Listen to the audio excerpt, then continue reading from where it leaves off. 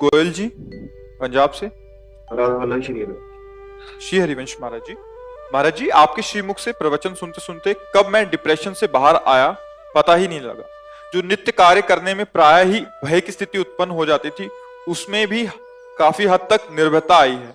वैसे तो मेरे सभी प्रश्नों के उत्तर मुझे आपके सत्संग के द्वारा मिल जाते हैं विस्तार पूर्वक, किंतु आपके सत्संग में सुना है कि नाम जप से सभी दुखों का निवारण हो जाता है, और यह भी सुना है कि प्रारब्ध तो भोगना ही पड़ेगा। महाराज जी, मुझ अज्ञानी का प्रश्न है कि मैं अपने मन को नाम जप करने के लिए कैसे बांधूं कि नाम जप करने से मेरे दुख नष्ट हो जाएंगे या फिर दुख रहेंगे पर मुझे उनसे कोई फर्क नहीं पड़ेगा। इसमें एक बात देखनी है कि हमारे संचित कर्म है। संचित कर्म का मतलब है बहुत जन्मों की कमाई, शुभ अशुभ, वो गोदाम लगा हुआ, उसे कहते हैं संचित कर्म। और जो हम नवीन कर्म कर रहे हैं इनको कहते हैं क्रियमाण कर्म। और जिस संचित कर्म से कुछ शुभ कुछ अशुभ मिलाकर इस शरीर की रचना हुई है। ये मानव देह शुभ अशुभ दोनों से मिश्रित है। यातना देह नरक का केवल अशुभ है, और जो देव देह है ये शुभ है। मानव देह शुभ अशुभ दोनों से मिश्रित है। अब इसका प्रहार होगा कर्मों का।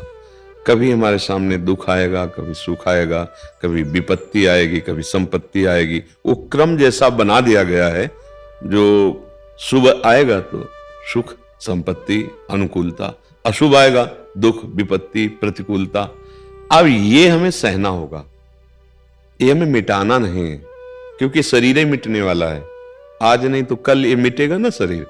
तो देखो बड़े बड़े महात्माओं में, परमहंसों में शारीरिक दंड देखे गए ना।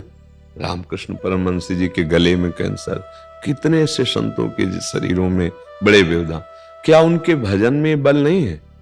जो भजन संचित कर्मों को भस्म कर देता है, क्रियमाण को निष्फल कर देता है, वो भजन क्या प्रारब्ध को निष्प्रभावित नहीं कर सकता? कर सकता है। लेकिन ये पता है कि शरीर नष्ट होगा आज या कल, इसकी एक अवधि है। तो हम आए हुए दुख को समभाव से सुख दुखे समय कृत्वा लाभालाभ हो जया जयो, उसको सह लेते हैं और अपने भजन को बचाते हैं। और भजन को बचाकर सच्चिदानंद भगवान को रिझा लेते हैं और आवागमन से ही मुक्त हो जाते हैं। नाम जप में इतनी अपार सामर्थ्य है। धन्वंतरी जी आयुर्वेदाचार्य, उन्होंने शोधा तो जो औषधियों में रोग निवारण की शक्ति है वो नाम से ही है। अच्युत गोविंद आज भगवान के नामों में जो सामर्थ्य है, उसी सामर्थ्य से औषधियों में रोग निवारण की सामर्थ्य। अब देखो हमारे जैसे इस अंग का ऑपरेशन होना हो और औषधि से इसे चेतना शून्य कर दिया जाए, मन यहां प्रवेश न करे त्वगेंद्री में, तो पूरा काट दिया जाए, हमको कोई कष्ट नहीं होगा। एक औषधि इस शरीर के एक अंग में चेतना शून्य मन को कर दिया तो हम जागृत होते हुए भी, क्योंकि जैसे जागृत अवस्था में डायलिसिस के लिए ऑपरेशन हुआ ना, यहां और नसों से करके कोई कष्ट नहीं हो रहा था, क्योंकि यहां संज्ञा शून्य कर दिया, चेतना शून्य कर दिया गया उस क्षेत्र को। तो क्या नाम हमारे मन को इस स्थिति में नहीं ले आएगा कि भारी से भारी दुख में भी हम दुखी न हो, हम आनंदित रहें? अगर मन इस शरीर में आसक्त है तो कोई भी हमें दुख भोगने से बचा नहीं सकता। अगर मन सावई मना कृष्ण पदारविंदयो, प्रभु के नाम में, प्रभु के रूप में, तो हमें पता है कि हमारे शरीर के द्वारा ये पीड़ाएं हो रही, पर हमें व्यथा नहीं है, व्याकुलता नहीं है, हम पराजय नहीं हुए, हम हताश नहीं हुए, निराश नहीं हुए, क्योंकि वो ऐसे दिखाई दे रहा है कि वो दुख और ये स्थान बहुत दूर है, उसकी आंच नहीं पहुंच पा रही।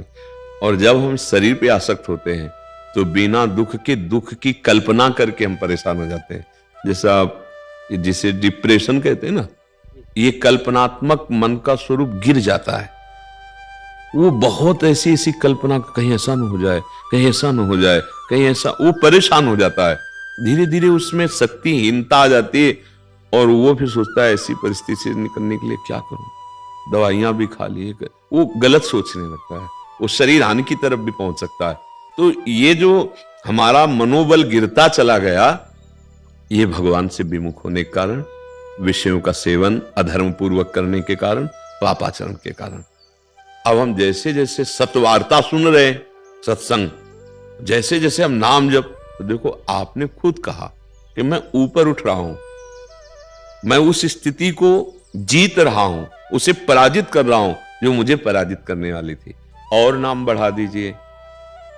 जैसे हम दवा में कोई स्वाद नहीं होता, कोई कोई बहुत कड़वी होती है, हमें कोई ज्ञान नहीं है कि इसमें क्या है, पर डॉक्टर ने कह दिया तुम खाते हैं ना। ऐसे ही यार संतों की बात जैसे तुमने अभी मानी, तो एक बात और मान लो, स्वाद मिले ना मिले, लाभ दिखाई दे ना दिखाई दे, राधा राधा राधा राधा। अब हमको तो जपना है, जैसे दवाई नहीं दे दी कि 2 घंटे में ये इतने टेबलेट, इसके बाद ये टेबलेट, ऐसा ऐसा ऐसा। वो दवाई हमको बिल्कुल पता नहीं क्या है क्या नहीं मिला, लेकिन हम श्रद्धा से पैसा दे के उसको आराम से पाते हैं कि हमारा रोग निवृत्त। उसमें हो सकता है रोग ना निवृत्त हो, लेकिन इसमें तो पक्का हो जाएगा। जासु नाम भव भेषज, गोस्वामी जी कह रहे हैं। उधर काकभूषण जी महाराज के श्रीमुख के वचन, जासु नाम भव भेषज हरनि घोर त्रयशूल, जिसका नाम इस संसार रूपी रोग की परम औषधि है। इस संसार समुद्र से पार होने के लिए एकमात्र सुदृढ़ नौका नाम, इस संसार भवरोग से निवृत्त होने के लिए एकमात्र अमोघ औषधि नाम, तीनों तापों का शमन करने के लिए एकमात्र अमोघ औषधि नाम। राम राम हरि हरि कृष्ण कृष्ण राधा राधा, जो नाम प्रिय हो। अब हमारे को स्वाद नहीं मिल रहा, हमें अच्छा नहीं लग रहा, मन नहीं लग रहा, इन सब बातों पे हमें ध्यान नहीं देना। इसीलिए जिह्वाग्रे कहा है, मनसाग्रे नहीं कहा।